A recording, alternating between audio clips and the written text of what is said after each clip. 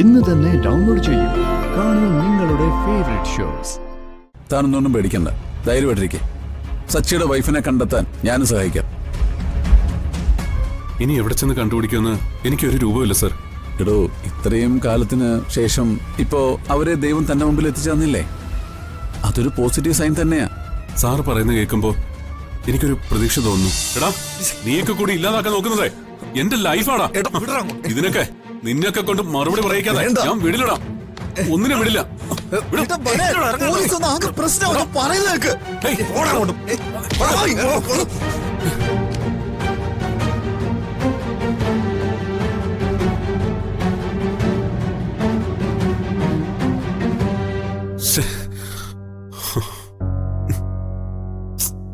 ഞാൻ എന്ത് ചെയ്യാനാ?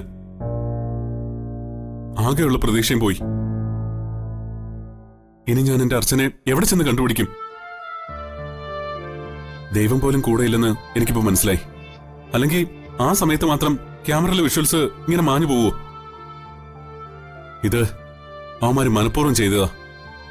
ഏട്ടൊന്ന് സമാധാനപ്പെടുക. എന്തായാലും ഇത്രയും വർഷം അർച്ചന്റെ വേണ്ടി കാത്തിരുന്നല്ലേ. ഈ ഒരു സംഭവം കൊണ്ട് മാത്രം തളർന്നു പോകേണ്ട യാതൊരു കാര്യമില്ല.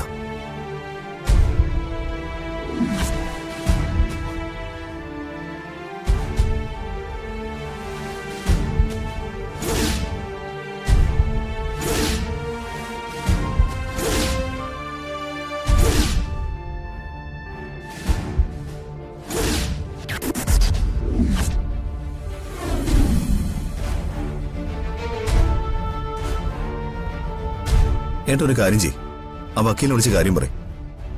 അദ്ദേഹത്തിനൊരു സമാധാനം ഉണ്ടാക്കും. ആ, അത് ശരിയാ. സാറിനെ ഇപ്പൊ തന്നെ വിവരം അറിയിക്കാം.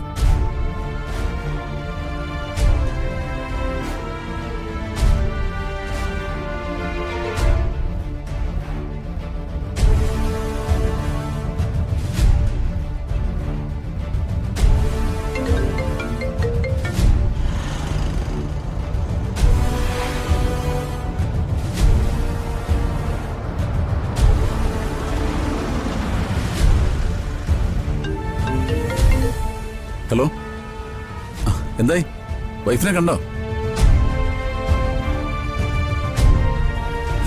ഇപ്പോ വൈഫിന്റെ ഒപ്പം തന്നെയല്ലേ?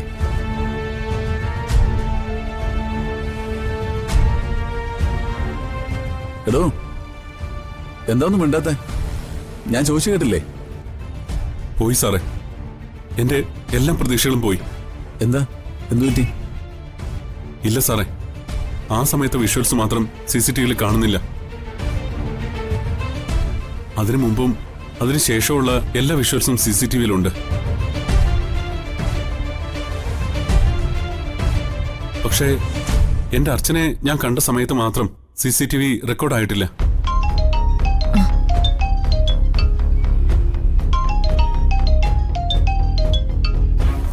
ഒരു മിനിറ്റ്, ഞാനിപ്പോ വരാം.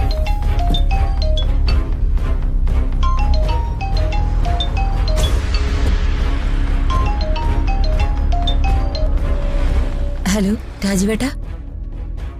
എന്തായി? ഞാൻ പറഞ്ഞ പോലെ കാര്യങ്ങൾ ചെയ്തില്ലേ? പിന്നെ ചെയ്യാതെ? ആ സമയത്ത് ക്യാമറ റെക്കോർഡ് ചെയ്ത ഒരൊറ്റ വിഷ്വലിന്റെ പൊടി പോലും ഇനി മഷിയിട്ട് നോക്കിയാൽ കിട്ടില്ല.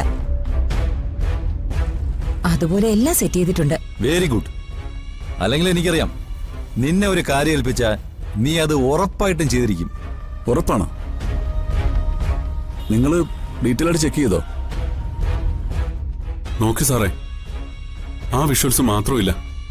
എന്തോ സോഫ്റ്റ്വെയർ എററെന്നാ അവര് പറയുന്നേ. അതങ്ങനെ ആ സമയത്ത് വിഷ്വൽസ് മാത്രം എറർ ആവാനൊരു കാരണവുമില്ല. ബാക്കിയെല്ലാം ഉണ്ട്, ഇത് മാത്രമില്ല. അതിലെന്തോ ഒരു ദുരൂഹത ഫീൽ ചെയ്യുന്നുണ്ട്. എനിക്കും അങ്ങനെ തോന്നി. ഞാൻ ആ ടെക്നീഷ്യനോട് ചോദിച്ചു, പക്ഷേ അയാൾക്കത് ഇഷ്ടപ്പെട്ടില്ല. ഒന്നും രണ്ടും പറഞ്ഞ് ഞങ്ങൾ തമ്മിൽ ഉന്തും തള്ളും ബഹളമായി.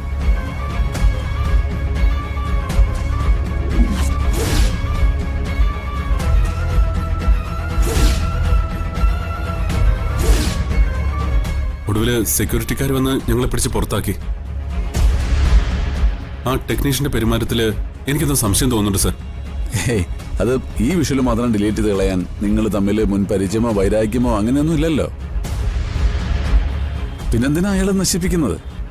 അത് പിന്നെ അയാളെ അറസ്റ്റ് ചെയ്തപ്പോ ഉണ്ടായ പ്രശ്നമല്ലേ, അത് അത്ര സീരിയസ് ആണോ? അത് മാത്രമല്ല, വേറെയും ചില പ്രശ്നങ്ങളുണ്ട്. അയാളെ ബലം പ്രയോഗിച്ച് അറസ്റ്റ് ചെയ്ത് നാട്ടുകാർ കണ്ടാണല്ലോ. ലോക്കപ്പിൽ വെച്ച് ഞാൻ അയാളെ മർദ്ദിച്ചു എന്ന് പറഞ്ഞ് ചിലപ്പോൾ ഒരു കംപ്ലൈന്റ് വരാൻ ചാൻസ് ഉണ്ട്. അതിന്റെ കൂടെ ഈ എവിഡൻസും കൂടി വന്നാലേ ചിലപ്പോ എന്റെ ഈ കാക്കി ഊരി വെക്കേണ്ടി വരും. ഇനിയിപ്പോ അത് പേടിക്കണ്ടല്ലോ. എന്നെ കൊണ്ട് ഇപ്പൊ പ്രയോജനം ഉണ്ടെന്ന് രാജീവേട്ടന് മനസ്സിലായില്ലേ? താനൊന്നും പേടിക്കണ്ട, ധൈര്യമായിട്ടിരിക്കെ. സച്ചിയുടെ വൈഫിനെ കണ്ടെത്താൻ ഞാനും സഹായിക്കാം. ഇനി എവിടെ ചെന്ന് കണ്ടുപിടിക്കുമെന്ന് എനിക്കൊരു രൂപമില്ല സർ. എടോ, ഇത്രയും കാലത്തിന് ശേഷം ഇപ്പോ അവരെ ദൈവം തന്റെ മുമ്പിൽ എത്തിച്ചു തന്നില്ലേ? അതൊരു പോസിറ്റീവ് സൈൻ തന്നെയാ. സാറ് പറയുന്നത് കേൾക്കുമ്പോൾ എനിക്കൊരു പ്രതീക്ഷ തോന്നുന്നു. എന്നെങ്കിലും എന്റെ കാത്തിരിപ്പിന് ഫലം ഉണ്ടാവും. ഇനി അധികം കാത്തിരിക്കാനൊന്നും എനിക്ക് വയ്യ. എന്റെ ലൈഫിൽ ഞാൻ എടുത്ത ഒരേ ഒരു ലോട്ടറിയാണ് നീ. പിന്നെ എന്തിനാ അതിങ്ങനെ അലമാരയെ വെച്ച് പൂട്ടിയിരിക്കുന്നേ? ബാങ്കിൽ കൊടുത്ത് കാശാക്കി സ്വന്തം അക്കൗണ്ടിൽ നിക്ഷേപിച്ചൂടെ? ഉടനെ തന്നെ നമുക്ക് അതിനുള്ള നടപടികൾ ആരംഭിക്കണം. എന്ന് പറഞ്ഞ നമ്മുടെ രണ്ടുപേരുടെയും ഈ കാത്തിരിപ്പേ ഉടനെ അവസാനിപ്പിക്കാൻ തന്നെയാണ് എന്റെ തീരുമാനം. സാറിനോട് ഞാൻ എന്നും കടപ്പെട്ടിരിക്കും. ഇതൊരു ദൈവനിയോഗം പോലെ എനിക്ക് തോന്നുന്നത്. ഓരോ അപകടത്തിൽപ്പെടുമ്പോ സാറിന്റെ രക്ഷകനായി എത്തുന്നു. എന്റെ അർച്ചനെ കണ്ടുപിടിക്കുന്നതും ഒരുപക്ഷെ സാറിലൂടെ തന്നെയായിരിക്കും. അങ്ങനെ കണ്ടുപിടിച്ച ഞാൻ തന്നെ അവരുടെ കൈ പിടിച്ച് സച്ചിയുടെ കയ്യിൽ വെച്ച് തരും. Thank you sir. അപ്പൊ ശരി, കാണാം. അയാളുടെ ഭാര്യയെ കിട്ടിയില്ലേ? ഇല്ല, പക്ഷെ കിട്ടും. ദൈവത്തിന് പോലും അയാൾക്ക് ഭാര്യയെ തിരിച്ചു കൊടുക്കാതിരിക്കാൻ കഴിയില്ല. അത്ര മാത്രം അയാൾ ആ ഭാര്യയെ സ്നേഹിക്കുന്നുണ്ട്. ഞാൻ നേരത്തെ പറഞ്ഞില്ലേ, ഒരു വലിയ ട്രാജഡിയാ അയാളുടെ ലൈഫ്. ഗൂഗിള് ഇതിൽ കുറച്ച് ഓവർ ഇൻവോൾവ് ആണെന്ന് തോന്നുന്നല്ലോ. അയാളുടെ കഥ കേട്ട ആരും അങ്ങനെ ആയിപ്പോവും. ഭാര്യയും കുഞ്ഞും നഷ്ടപ്പെട്ടു. സ്വന്തം അച്ഛൻ ഹാർട്ട് അറ്റാക്ക് വന്ന് മരിച്ചു. സ്വന്തമായി ഉണ്ടായിരുന്ന വലിയ ബിസിനസ്സും സമ്പത്തും എല്ലാം നഷ്ടപ്പെട്ടു. കോടീശ്വരന്മാരായിരുന്നവര് ഇപ്പോ സഹോദരങ്ങളൊക്കെ പല വഴിക്കായി. ഒരു സാധാരണ ടാക്സി ഡ്രൈവർ ജോലിയാ അയാൾക്കിപ്പോ. എന്നിട്ടും ഇത്രയും വർഷങ്ങൾക്ക് ശേഷവും അയാൾ ആ ഭാര്യയ്ക്ക് വേണ്ടി കാത്തിരിക്കുന്നു. താൻ തന്നെ ഒന്ന് പറ, അയാളുടെ ഭാര്യയെ അയാൾക്ക് തിരിച്ചിട്ടാനുള്ള അർഹതയില്ലേ? അയാളുടെ കഥ കേട്ടപ്പോ അയാൾക്ക് ഭാര്യയെ തിരിച്ചു കിട്ടണമെന്ന് തന്നെ എന്റെ ആഗ്രഹം. പക്ഷേ എനിക്കങ്ങനെ തോന്നുന്നില്ല. തനിക്ക് പിന്നെന്താ തോന്നുന്നേ? ഇത്രയും വർഷങ്ങൾ കഴിഞ്ഞില്ലേ, ഒന്നുകിൽ ആ സ്ത്രീക്ക് അരുതാത്ത എന്തെങ്കിലും സംഭവിച്ചു കാണില്ലേ, അല്ലെങ്കിൽ മറ്റാരുടെയെങ്കിലും കൂടെ മറ്റെവിടെയെങ്കിലും വേറൊരു ജീവിതം ജീവിക്കുന്നുണ്ടാവും.